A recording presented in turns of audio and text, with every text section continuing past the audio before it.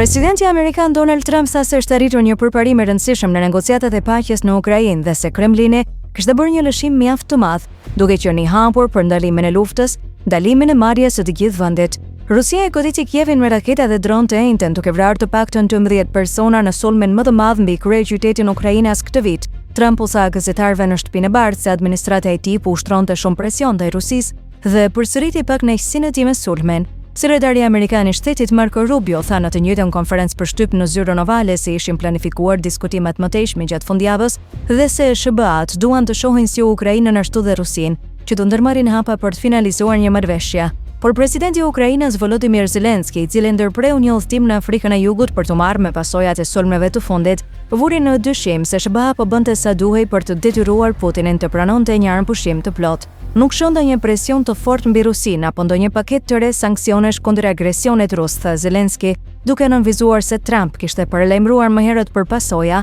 nëse Moska nuk do të pranonte të ndalonte luftimet. Të mërkurën Trump e kishte akuzuar Zelenskyn se po pengonte përpjekjet për paqe, duke përjashtuar mundësinë e njohjes së pretendimit të Rusisë mbi Krimen, që sipas presidentit amerikan është humbur nga Ukraina vite më parë. Ne bëjmë gjithçka që kanë propozuar partnerët tanë, vetëm ato që bien ndesh me legjislacionin dhe kushtetutën tonë nuk mund ta bëjmë, tha Zelensky.